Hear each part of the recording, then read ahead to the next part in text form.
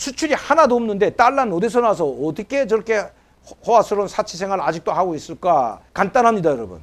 김정은의 친위대, 북한 해커들이 있기 때문입니다. 김정은이 오죽했으면 이들을 자기들의 친위대라고 했겠습니까? 저희가 이 해커들을 어디에서 양성하고 어디에서 양성하고 어디에서 먹는지 이제부터 말씀드리겠습니다. 예전에도 제가 이 방송을 한번 한 적은 있지만 김정은은 이 해커 부대를 양성하는데 돈을 아끼지 않았습니다. 심지어 이 해커들을 양성하는 대학에까지 직접 찾아가서 현지도 했던 모습 사진에도 나와 있습니다. 컴퓨터에 앉아 군복을 입고 컴퓨터 앞에 앉아 있는 인민군 대학의 그 학생, 군인이죠. 군복을 입고 컴퓨터에 앉아서 이 해킹하는 그 모습을 김정은이 직접 보면서 아주 자랑스럽다고 치하하고 적의 전쟁이 일어나면 제일 먼저 전자장비들을 와해 붕괴시키라는 그 지령을 내렸던 것이 바로 그 대학에서 지령을 내리고 지시를 했던 것이 김정은입니다. 자, 그게 바로 2013년도라고 2012년 초기에 갔댔습니다. 초기 2012년도인가 2013년도인가 갔다 왔는데 지금 북한의 이 해커들의 수준은 미 국무부가 중대 위협으로 간주할 정도로 상당한 실력을 갖췄다는 것입니다. 자, 여러분, 이 해커들이 북한 해커가 노출되고 북한 해커들이 실력이 노출된 것은 소니 픽처스사, 미국에 있는 소니 픽처스사라는 회사를 해킹해서 마비시켰기 때문입니다. 여러분은 소니 픽처스사라는 그 영화사죠. 영화도 제작하는 회사인데 왜 이 회사가 해킹당했는지 아시죠? 오래전 일이지만 김정은을 풍자한 예술영화를 만들었던 것입니다. 제가 지금 제목이 갑자기 생각 안 나는데요. 인터뷰라는 그 김정은을 풍자한 영화인데 아주 김정은이 거기에 나오는데 야, 정말 코미디 같은 나라의 국가 원수인데 정말 코미디 같은 대통령, 코미디 같은 최고 지도자로 묘사됐죠. 정말 그 웃깁니다. 근데 이걸 방송을 했습니다. 그걸 방송 폭파시키기까지 영화관을 폭파시킨다고 위협했는데 결국 미국에서 방영은 됐습니다. 그래서 이 소니 픽처스사를 해킹했기 때문에 미국은 이것은 자국에 대한 직접적인 테러로 간주하고 북한에 제재를 가했던 것입니다. 자, 이렇게 미국의 한 대기업 회사를 해킹할 정도로 북한의 해커들의 실력이 대단합니다. 그럼 이들은 어디서 교육을 받을까요? 제가 추적해 본 바에 의하면 김일성 종합대학 전자공학부가 있습니다. 자, 그리고 김책공업대학에도 컴퓨터학과와 전자공학부가 있고, 그리고 우리나라에서 지어준 평양과학기술대학이라는 것이 있습니다. 여러분들 아십니다. 아마 이 과학기술대학이 지금 지어진 지 한 20년으로 알고 있는데요. 여기는 각 나라들에서 교수들을 뽑아가지고 여기 와서 공부시킵니다. 한때 영국에서 왔던 한 여성이, 교수죠. 여기서 6개월 동안 공부시키고 세상에 이런 나라가 있는 줄 몰랐다고 그 소감을 자기 책으로 써놓은 적도 있습니다. 군사적으로 일반 과학기술 대학인데도 불구하고 군인들처럼 규모 있게 조직적으로 균일적으로 키우고 있는 걸 보고 깜짝 놀랐다고 합니다. 그리고 그들의 사상 상태가 이렇게 김정은에게 충성하는지 정말 깜짝 놀랄 정도라고 했습니다.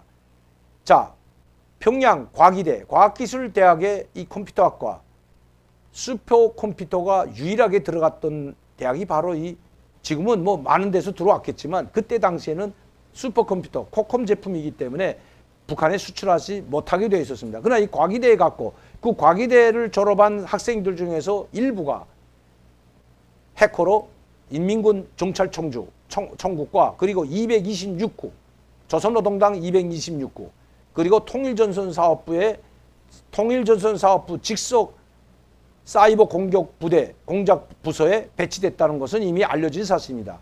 그리고 북한에는 미림대학이 있습니다. 이 미림대학은 원래는 로켓 기술대학이었습니다. 로켓을 전문하는 대학이었는데 여기에 미림대학에 컴퓨터공학과가 생겼고 이 사이버 전사들을 키우는 해커들을 키우는 전문 학과가 생겨났던 것입니다.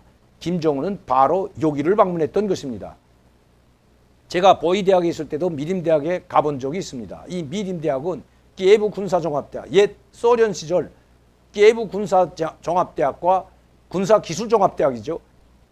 자매 대학으로 결혼을 하고 그 지원을 받아서 설립한 것이 미림대학임을 여러분들께 말씀드립니다. 자, 이렇게 북한에는 여러 개의 대학에서 전문가들을 양성해서 일부는 인민군 정찰총국, 일부는 226구, 일부는 통일전선사업부 사이버 공작부서에 배치된다고 합니다. 그리고 이들은 모두 해외에 파견 나갑니다. 특히 지금 북한에서 강력하게 파견 나가는 국가, 활동하는 국가가 바로 동구권 나라들입니다. 옛 동구권 사회주의 나라들, 체코, 헝가리, 폴란드, 그리고 아르제바이잔. 이 체코, 폴란드, 헝가리와 같은 나라들은 그래도 나토에 가입되고 상당히 발전된 나라이고 엄격한 나라이기 때문에 얼마 활동을 하지 못하지만 벨라루스를 비롯한 아르제바이잔, 아르메니아 같은 이런 소규모 국가들의 그 나라들은 북한과 상당히 친북적인 나라, 친한 나라들이었죠. 이런 나라들에 파견돼서 광범위하게 활동하고 있습니다. 특히 중국과 러시아에도 대거 파견 나가 있을 뿐만 아니라 동남아 국가들에도 상당히 많이 나가 있다는 것 여러분들께 말씀드립니다. 이렇게 나가 있는 사람들의 임무는 이번에 국정원에서도 밝혔지만 우리나라 정부 중요 기관들, 뭐 청와대, 국방부도 다 뚫고 들어옵니다. 이번에는 원자력 연구원을 해킹했다고 합니다. 또 원자력 연구원뿐만 아니라 대우조선해양, 우리말하면 잠수함을 만드는 그 해양수산도 해킹했다는 것이 북한의 해킹 추적으로 보고 있다는 것입니다. 국정원에서 발표한 것입니다. 국정원에서 발표 아니더라도 이미 8일 날 미 국무부에서 발표를 했습니다. 북한의 사이버 공격이 중대 위협의 하나로 간주하고 국제사회, 즉 여러 나라들이 협력해서 여기에 대처하지 않으면 엄청난 일이 벌어질 것이라는 것을 발표했습니다. 바로 8일 날 미 국무부에서 발표한 내용인 것입니다.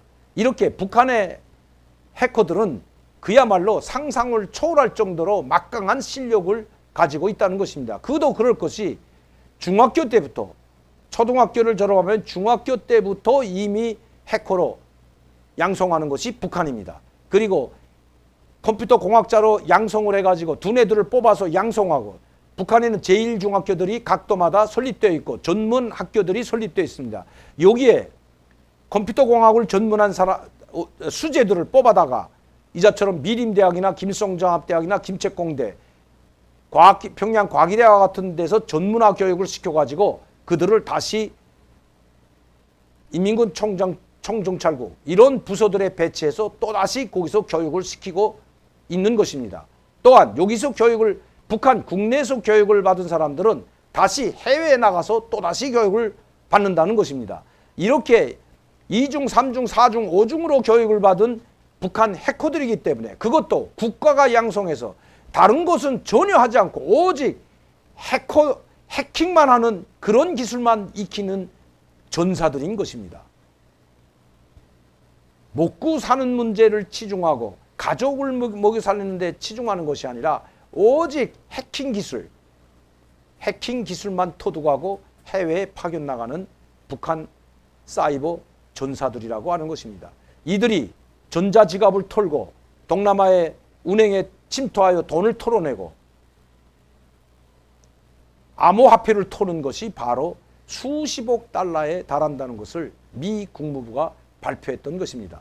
심지어 미국의 원유 회사, 이 원유 회사를 마비시켜서 미국의 서부 연안 몇 개 주가 마비될 정도로 원유를 생산해서 해외 수출하는 미국이 원유 대란이 일어나는 상상도 못할 일이 일어났던 것 여러분들은 기억하실 겁니다. 이것도 러시아에 있는 해커들이지만 라자스루나 킴스키라고 하는 북한의 해커 집단이 러시아에 있는 테러 해커 집단과 연합을 해서 했다는 것이 미 국무부의 추적인 것입니다.